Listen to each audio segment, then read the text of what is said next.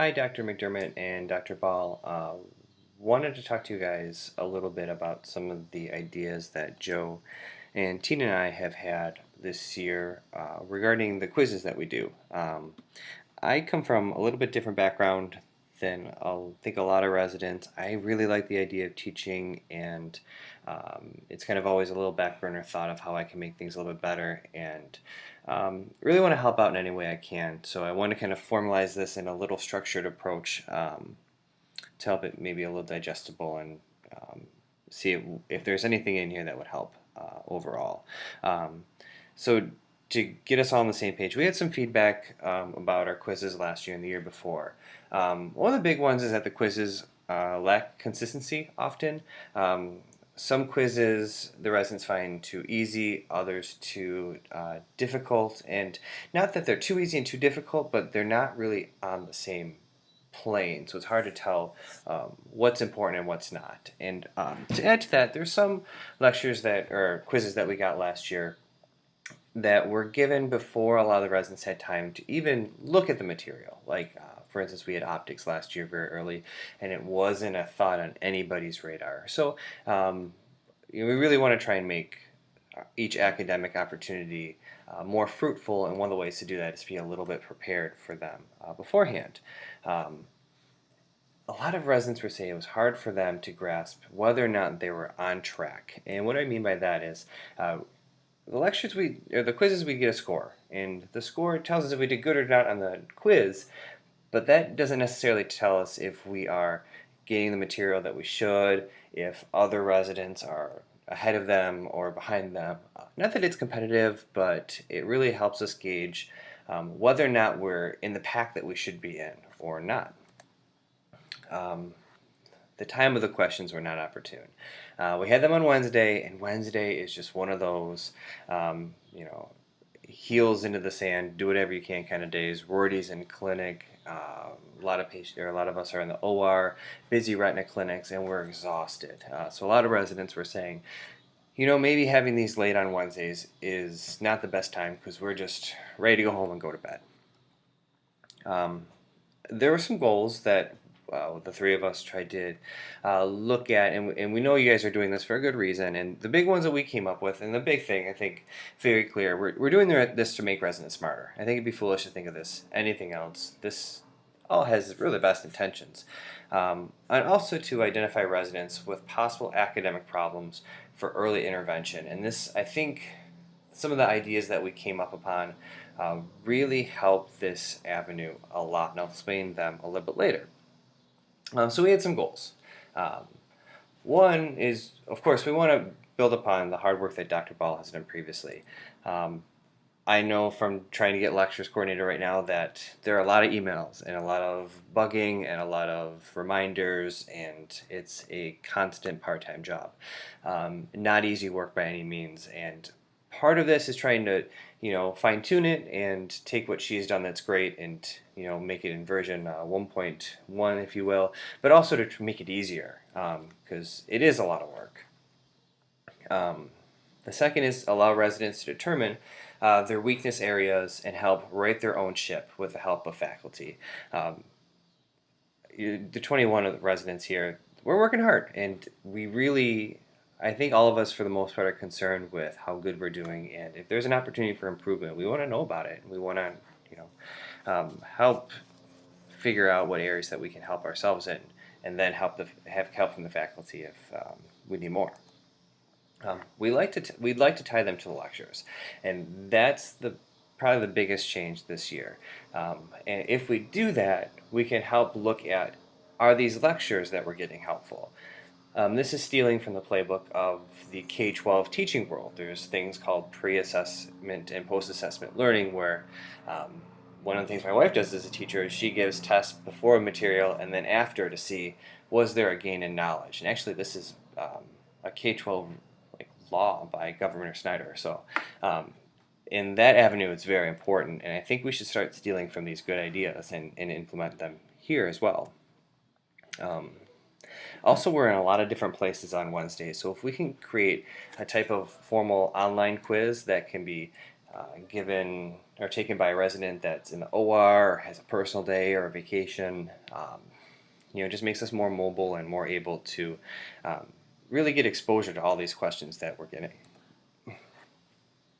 And a big thing that I personally wanted, an ability for residents to retake an examination in the future to assess the retention of knowledge.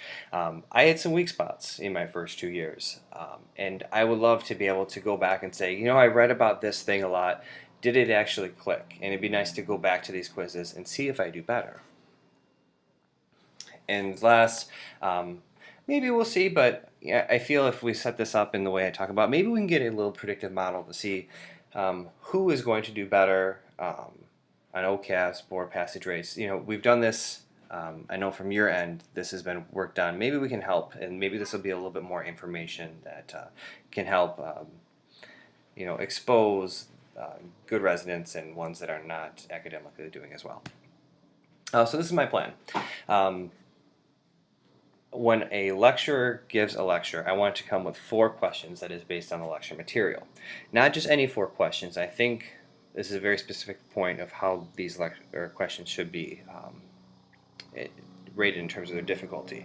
I think the first question should be a question that everyone should get right come OCAP time. Maybe not now, maybe not August or September, but come up OCAP time, all 3 of you should get this question right.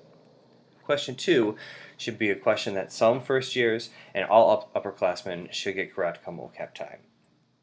Question 3 is a question that many second years but most third years get right come OCAP time. And the 4th question is a multi-level question of the most difficult OCAP test grades. So this will be a spectrum of 4 questions from easiest to hardest. The week after the lecture is presented, these questions will be given on the online website just prior to the lecture start time. So I envision, we typically meet for lectures at 2:30, maybe us meeting at 2:15, really quick doing these lectures. It's a really easy setup. Doing these questions from the week before and then moving on to that day's lectures. We have 3 lectures a week, so that'd be 12 questions. There'd be some less, 4 to 8, if there's a lectureship, FA conference, or a resident monthly meeting. The thing that I like about this is answers will be immediately present to the residents, as I personally believe that feedback should be immediate and direct in all avenues. This website that I'm talking about, it's accessible with a smartphone or an iPad. It's a little app. I actually have it on my phone right now, and I want to show you guys just how quick it is and easy it is. And I taught optics last year, so I have some questions that I bumped into this website that I can show you guys real quick. The thing that I think would be neat about this way is that it gives an ability for each resident to create a username. It doesn't have to be their name. Actually, it'd be best if it's like Cat Lover 14 that they share with you guys, but it's a name that only they know. And the big reason why is because as you do these questions, that username can be up on the screen to say if you got it right or wrong. No one's going to know who that is except for the person testing, but it allows the resident to say, oh, I got this question right when a lot of people didn't. Oh, I got 3 out of 4 right when, wow, on this test day, everyone got them all right, or most people got 1 right. So it gives an ability for the resident right there to say, oh, I did good. Oh, I really did good. Or I did bad. And also, if a resident is late in their OR or a clinic runs late, this is something that it's on their phone. They can just do it real quick in between lectures, later that day, or before grand rounds. So what's nice is this website I'm talking about actually spits out an Excel doc that gives a little grid of the username and who got 1 right or wrong. So over the year, we can just keep an ongoing Excel doc. This sounds like a little bit of work. I am happy to do this work. Like I said, this is something that's kind of dear to my heart to kind of push academics along a little bit. And not only does it give residents a way to, on the fly, know they're doing well, but it's something that also we can keep track of to see, are these residents really doing well or not doing well, and in what areas as well. Alright, let me show you guys the website that I was talking about. It's called soccertip.com. It's the best one that I found. I'm going to log in as a teacher. And when you log in, it kind of opens up this virtual room that other people can log on to take the quiz. I have one quiz here that I'll load up now, the demo for Dr. Ball and Dr. McDermott. And I'll show you, actually I want to disable those, and I'll start it. So now the test is going. It doesn't have a time limit. I could leave this up for a couple hours if there's someone in the operating room, or if someone comes late, they can still take this test. I will go to my phone now, and I have an app there's a free app that's associated with this phone. I'm going to type in that KEI Res. I will join. I will put my name in. And right when there's 0 out of students right now, I'll type submit and I'll pop up. So now I'm logged in, and actually this test is now on my phone. So my first question: when sunlight obliquely strikes a pane of glass, the light exiting through the window will be, this is parallel. I'll submit an answer. It says that I answered it here. And on my phone it says a little explanation. Light will bend toward the surface normal when it strikes the glass and away from the surface normal when it leaves the glass. No net refraction will occur. Cool. So that's nice and easy. Question 2 is a mirror question about where an object will form in a U plus P equals V question. I will answer it here, and I get an explanation. Good. Going on to the third question, how many arc minutes of your visual field does the 20/40 line subtend when viewed at a distance of 20 feet?